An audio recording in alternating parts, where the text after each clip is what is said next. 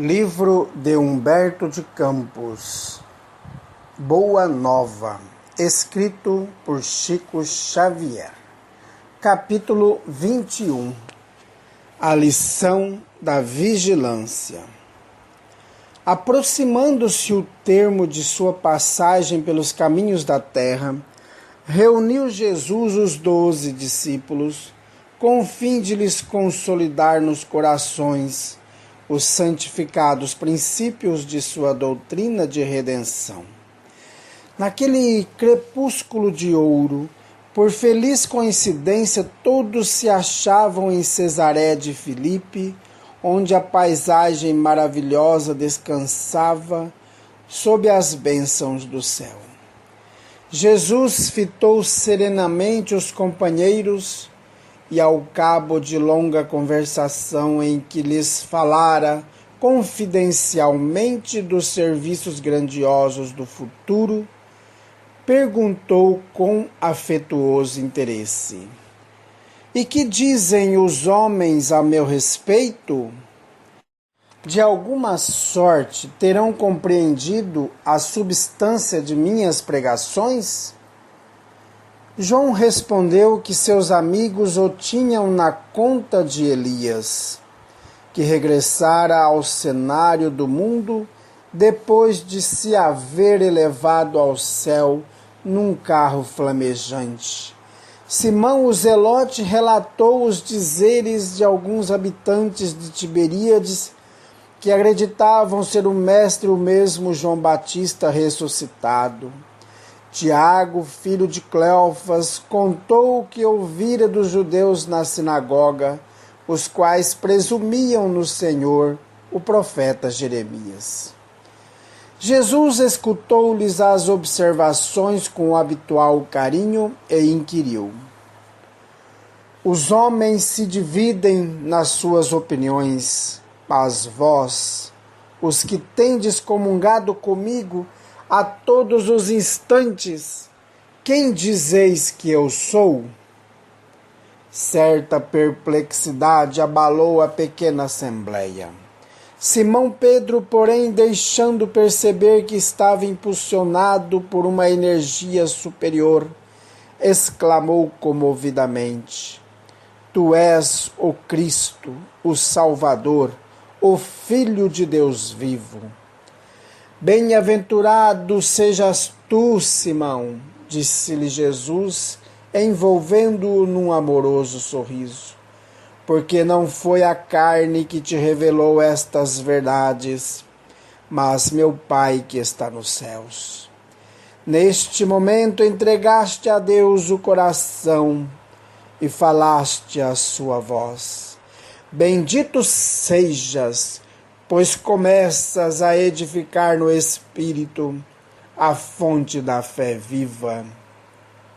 Sobre essa fé edificarei a minha doutrina de paz e esperança, porque contra ela jamais prevalecerão os enganos desastrosos do mundo." Enquanto Simão sorria confortado com o que considerava um triunfo espiritual, o mestre prosseguiu, esclarecendo a comunidade quanto à revelação divina no santuário interior do espírito do homem, sobre cuja grandeza desconhecida o cristianismo assentaria suas bases no futuro. No mesmo instante, preparando os companheiros para os acontecimentos próximos, o Messias continuou dizendo: "Amados, importa que eu vos esclareça o coração, a fim de que as horas tormentosas que se aproximam não cheguem a vos confundir o entendimento. Por intermédio da palavra de Simão, tivestes a claridade reveladora. Cumprindo as profecias da Escritura, sou aquele pastor que vem a Israel com o propósito de reunir as ovelhas tresmalhadas do imenso rebanho. Venho buscar as dracmas perdidas do tesouro de nosso Pai. E qual o pegureiro que não dá testemunho de sua tarefa ao dono do redil? É indispensável, pois, que eu sofra. Não tardará muito o escândalo que me há de envolver em suas malhas sombrias. Faz-se mistério o cumprimento da palavra dos grandes instrutores da revelação dos céus, que me precederam no caminho. Está escrito que eu padeça, e não fugirei ao testemunho. Havendo pequena pausa na sua alocução, Filipe aproveitou-se para interrogar emocionado: Mestre, como pode ser isso, se sois o modelo supremo da bondade? O sofrimento será então o prêmio às vossas obras de amor e sacrifício? Jesus, no entanto, sem trair a serenidade do seu sentimento, retrucou: Vim ao mundo para o bom trabalho e não posso ter outra vontade, senão a que corresponda aos sábios desígnios daquele que me enviou. Além de tudo, minha ação se dirige aos que estão escravizados no cativeiro do sofrimento, do pecado, da expiação. Instituindo na terra a luta perene contra o mal, tenho de dar o legítimo testemunho dos meus esforços. Na consideração de meus trabalhos, necessitamos ponderar que as palavras dos ensinos somente são justas quando seladas com a plena demonstração dos valores íntimos. Acreditais que um náufrago pudesse sentir o conforto de um companheiro que apenas se limitasse a dirigir-lhe a voz amiga lá da praia em segurança? Para salvá-lo, será indispensável ensinar-lhe o melhor caminho de livrar-se da voragem destruidora, nunca tão só com exortações, mas atirando-se igualmente às ondas, partilhando dos mesmos perigos e sofrimentos. O fardo que sobrecarrega os ombros de um amigo será sempre mais agravado em seu peso se nos pusermos a examiná-lo muitas vezes, guiados por observações inoportunas. Ele, entretanto, se tornará suave e leve para aquele a quem amamos, se o tomarmos com os nossos esforços sinceros, ensinando-lhe como se pode atenuar-lhe o peso nas curvas do caminho. Os apóstolos entreolharam-se, surpresos, e o Messias continuou: Não espereis por triunfos, que não os teremos sobre a terra de agora. Nosso reino ainda não é, nem pode ser deste mundo. Por essa razão, em breves dias, não obstante as minhas aparentes vitórias, entrarei em Jerusalém para sofrer as mais penosas humilhações. Os príncipes dos sacerdotes me coroarão a fronte com suprema ironia. Serei arrastado pela turba como um simples ladrão.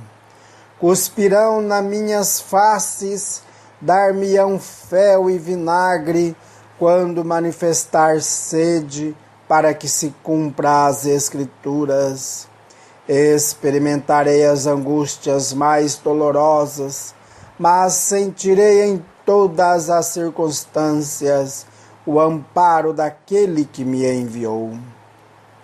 Nos derradeiros e mais difíceis testemunhos, terei meu espírito voltado para o seu amor e conquistarei com o sofrimento a vitória sagrada, porque ensinarei aos menos fortes a passagem pela porta estreita da redenção, revelando a cada criatura que sofre o que é preciso fazer a fim de atravessar as sendas do mundo, demandando as claridades eternas do plano espiritual. O mestre calou-se comovido. A pequena assembleia deixava transparecer sua surpresa indefinível, sem compreender a amplitude das advertências divinas. Foi aí que Simão Pedro, modificando a atitude mental do primeiro momento e deixando-se conduzir na esteira das concepções falíveis do seu sentimento de homem, aproximou-se do Messias e lhe falou em particular: Mestre, convém não exagerardes as vossas palavras. Não podemos acreditar que tereis de sofrer semelhantes martírios. Onde estaria Deus então com a justiça dos céus? Os fatos que nos deixais entrever viriam demonstrar que o Pai não é tão justo? Pedro, retira essas palavras, exclamou Jesus com serenidade enérgica. Queres também tentar-me como os adversários do Evangelho? Será que também tu não me entendes, compreendendo somente as coisas dos homens, longe das revelações de Deus? Aparta-te de mim, pois nesse instante falas pelo espírito do mal. Verificando que o pescador se emocionara até as lágrimas, o mestre preparou-se para a retirada e disse aos companheiros: Se alguém quiser vir após mim, renuncie a si mesmo, tome a sua cruz e siga os meus passos. No dia seguinte, a pequena comunidade se punha a caminho, vivamente impressionada com as revelações da véspera. Simão seguia humilde e cabisbaixo. Não conseguia compreender por que motivo fora Jesus tão severo para com ele. Em verdade, ponderara melhor suas expressões irrefletidas e reconhecera que o mestre lhe perdoara, pois observava que eram sinceros o sorriso e o olhar compassivo que o envolviam numa alegria nova. Mas, sem poder sopitar suas emoções, o velho discípulo aproximou-se novamente de Jesus e interrogou-o: Mestre, por que razão mandaste retirar as palavras em que vos demonstrei o meu zelo de discípulo sincero? Alguns minutos antes não havíeis afirmado que eu trazia aos companheiros a inspiração de Deus? Por que motivo, logo após, me designáveis como intérprete dos inimigos da luz? Simão, respondeu o Messias bondosamente, ainda não aprendeste toda a extensão da necessidade de vigilância. A criatura na terra precisa aproveitar todas as oportunidades de iluminação interior em sua marcha para Deus. Vigia o teu espírito ao longo do caminho.